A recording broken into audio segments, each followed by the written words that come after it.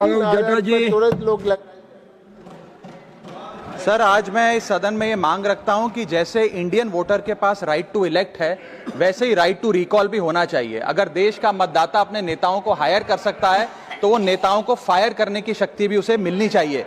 Sir, right to recall is a mechanism that empowers the voters to de elect a neta representative before the tenure ends if he fails to discharge his और her duty. Sir, हम MP MLA चुनते हैं, उसके बाद अगर वो काम ना करे, अपने वादे भूल जाए, जनता से दूर हो जाए, तो 5 साल तक इंतजार करने के अलावा जनता के पास कोई ताकत नहीं है।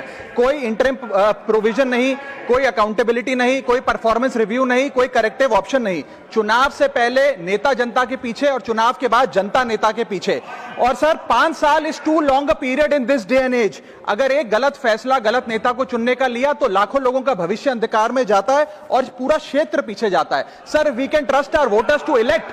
हमें अपने मतदाता पे विश्वास करना चाहिए कि वो अपनी गलती बदल भी सके राइट टू रिकॉल की ताकत से। Sir, let me clarify that right to recall is not a weapon against politicians. It is an insurance policy for democracy. और भारत के संविधान में जब आप राष्ट्रपति को इंपीच कर सकते हैं टेन्योर के दौरान, उपराष्ट्रपति को हटाने का प्रावधान है, जजों को इंपीच करने के लिए प्रोसेस लेट डाउन है, यहां तक कि रूलिंग गवर्नमेंट के खिलाफ नो कॉन्फिडेंस मोशन लाकर आप सरकार बर्खास्त कर सकते हैं। तो एमपी एमएलए अगर आपका नॉन परफॉर्मिंग है तो उसको हटाने के लिए क्यों नहीं राइट टू रिकॉल मतदाता को देना चाहिए। दुनिया की 24 से ज्यादा डेमोक्रेसीज में राइट टू रिकॉल का मैकेनिज्म लागू है, जिसमें यूएस, कनाडा, स्विट्जरलैंड जैसे देश है। मैं आपको उदाहरण देता हूं सर, कैलिफोर्निया में गवर्नर क्रिस डेविस नाम के नेता 2002 में चुने गए।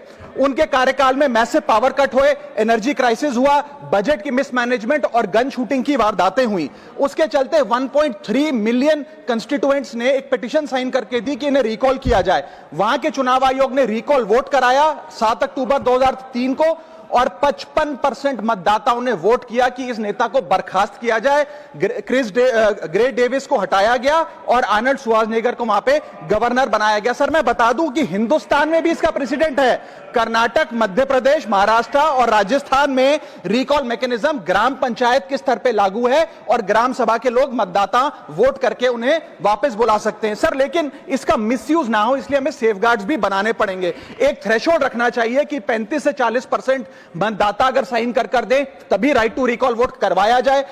नेता को 18 महीने के लिए परफॉर्मेंस पीरियड देना चाहिए, कूलिंग ऑफ पीरियड, जिसमें उसे ना हटाया जाए। स्पेसिफिक ग्राउंड्स फॉर रिमूवल होने चाहिए ताकि फ्रिवलेस ग्राउंड्स ना हो, और रिकॉल कम से कम 50% वोटों के बाद हो। ऐसा होगा तो पार्टियां भी ऐसे लोगों को टिकटें देंगी जो परफॉर्मर्स हो, ना कि नॉन परफॉर्मिंग एसेट, और भारत की डेमोक्रेसी मैच्योर होगी, सिटीजन एम्पावरमेंट बढ़ेगा, and recall will give the voter the power to fix that right now. Sir, R Girirajan ji,